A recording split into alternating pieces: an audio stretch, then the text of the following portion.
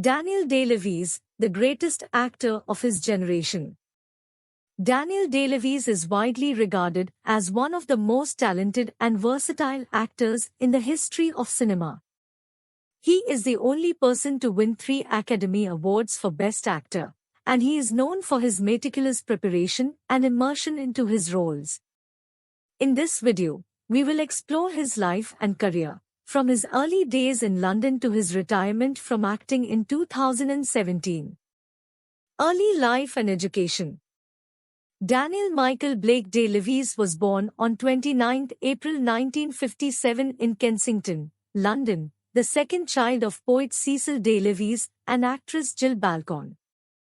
His father was the Poet Laureate of the UK, and his maternal grandfather was Sir Michael Balcon, an influential figure in the British film industry and the head of the Ealing Studios. Daniel grew up in a creative and intellectual environment, but he also had a rebellious streak. He was expelled from several schools for misbehavior, and he joined a street gang as a teenager. He was interested in acting from an early age, and he made his film debut at the age of 14 in Sunday Bloody Sunday, 1971. He later attended the Bristol Old Vic Theatre School, where he honed his craft and met his lifelong friend and mentor, actor Pete Postlethwaite. Theatre career. After graduating from the Bristol Old Vic, Day-Lewis joined the Royal Shakespeare Company and performed in several plays, including Romeo and Juliet, A Midsummer Night's Dream, and Hamlet. He also appeared in various television shows and films, such as Gandhi, 1982, and The Bounty, 1984. However, his theatre career came to an abrupt end in 1989, when he played the title role in Hamlet at the National Theatre in London. During a scene where the ghost of Hamlet's father appears to him, Day-Lewis collapsed on stage and had a breakdown. He later claimed that he had seen the ghost of his own father, who had died when he was 15. He never returned to the stage after that incident, and he focused on his film career instead. Breakthrough films. Day-Lewis gained critical acclaim and recognition for his breakthrough performances in 2 films in 1985, My Beautiful Laundrette and A Room with a View. In the former, he played a gay punk who falls in love with a Pakistani immigrant, and in the latter, he played a snobbish upper-class Edwardian. Both films showcased his range and versatility as an actor, and he earned his first BAFTA nomination for My Beautiful Laundrette. He continued to impress critics and audiences with his roles in The Unbearable Lightness of Being, 1988, based on the novel by Milan Kundera, and My Left Foot, 1989, based on the life of Irish writer and painter Christy Brown, who had cerebral palsy. For the latter, Day-Lewis spent months in a wheelchair and learned to paint and write with his left foot. He won his first Academy Award and his first Golden Globe for his performance, and he established himself as one of the leading actors of his generation. Method acting. Day-Lewis is famous for his method acting, a technique that involves immersing oneself in the character and the world of the film. He is known for his extreme dedication and research for his roles, often staying in character even when the cameras are not rolling. He has also undergone physical transformations and learned new skills for his roles, such as boxing, carpentry, hunting, and sewing. Some of his most notable examples of method acting are: in The Last of the Mohicans, 1992, he learned to build canoes, track and skin animals, and fire and reload a 12-pound flintlock gun without looking. He also carried the gun everywhere he went, even to a Christmas dinner. In The Name of the Father, 1993, he spent nights in a prison cell, went without food and water, and endured interrogation sessions. He also met with the real-life Gary Conlon, whom he portrayed in the film, and adopted his accent and mannerisms. He earned his second Academy Award nomination for his performance. In The Age of Innocence, 1993. He wore 1870s-style clothing and spoke in a 19th-century American accent. He also read the entire novel by Edith Wharton, on which the film was based, and studied the etiquette and history of the period. In The Crucible, 1996, he lived on a farm in Massachusetts for several months and built his own house using 17th-century tools. He also learned to plow fields, milk cows, and chop wood. He also met with the descendants of John Proctor, whom he portrayed in the film, and studied the Salem witch trials. In The Boxer, 1997, he trained as a boxer for 3 years and sparred with former world champions. He also had his nose broken twice during the filming. He earned his second Golden Globe nomination for his performance. In Gangs of New York, 2002, he learned to butcher meat, sharpen knives, and throw knives with accuracy. He also caught pneumonia after refusing to wear a warmer coat because it was not in keeping with the period.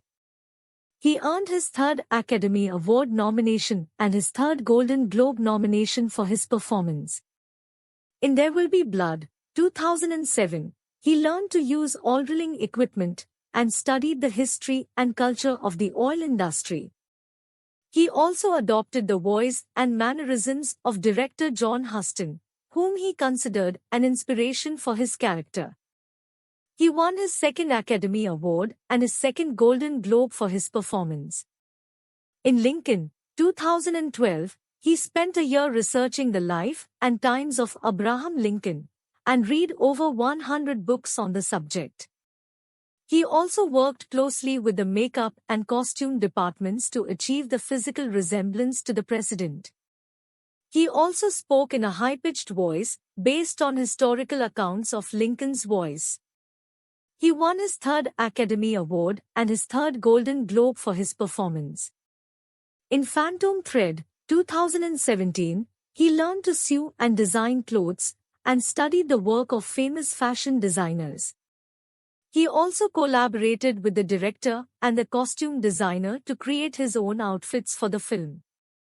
He announced his retirement from acting after the film and earned his sixth and final Academy Award nomination and his fourth and final Golden Globe nomination for his performance. Personal life and relationships. DeLuise is notoriously private and protective of his personal life, and he rarely gives interviews or makes public appearances. He has dual citizenship of the UK and Ireland, and he lives in County Wicklow, Ireland, with his wife, Rebecca Miller, the daughter of playwright Arthur Miller. They have 2 sons, Ronan and Cashel. DeLuise also has a son, Gabriel, from his previous relationship with French actress Isabelle Adjani. DeLuise has been involved in several humanitarian and environmental causes, such as Amnesty International, Greenpeace, and the Irish Hospice Foundation. He has also supported the rights of the indigenous people of the Oglala Lakota Nation and donated his entire salary from the last of the Mohicans to their cause. Awards and honors. DeLuise has received numerous awards and honors for his acting career, including 3 Academy Awards for Best Actor, For My Left Foot, There Will Be Blood, and Lincoln. He is the only actor to win this award 3 times. 4 BAFTA Awards, including 3 for Best Actor, For My Left Foot, There Will Be Blood, and Lincoln, and 1 for Best Actor in a Supporting Role, for Gangs of New York.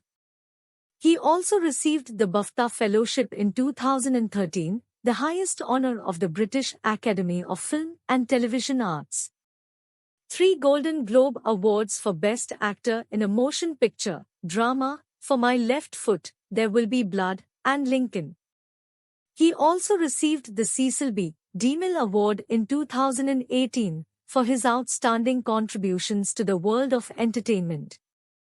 3 Screen Actors Guild Awards, including 2 for outstanding performance by a male actor in a leading role, for There Will Be Blood and Lincoln, and 1 for outstanding performance by a cast in a motion picture, for Lincoln. To New York Film Critics Circle Awards for Best Actor, for My Left Foot and There Will Be Blood. To Los Angeles Film Critics Association Awards for Best Actor, for My Left Foot and There Will Be Blood. A knighthood in 2014, for services to drama. He is the first Academy Award-winning actor to be knighted. Retirement from acting. According to his statement, his retirement was a private decision and he was immensely grateful to all of his collaborators and audiences. He did not give a specific reason for his decision, but he later revealed that his final film left him engulfed in sadness and depression. He said that he felt a sense of inevitability and compulsion to quit acting, and that he did not find the work vital or irresistible anymore. He also said that he wanted to explore the world in a different way. He has not appeared in any film or television show since his retirement, and he has maintained a low profile. He lives in Ireland with his wife, Rebecca Miller, and their 2 sons. He has also been involved in various humanitarian and environmental causes, such as Amnesty International, Greenpeace, and the Irish Hospice Foundation. He has not ruled out the possibility of returning to acting in the future, but he has said that he does not fear the stony silence of his retired life. Dear viewers, we have tried our best to provide you an informative video. Please comment that how did you find this video, because your comments and opinion are very important to us.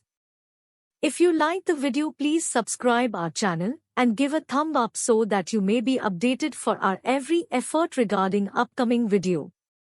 Take care of your good self.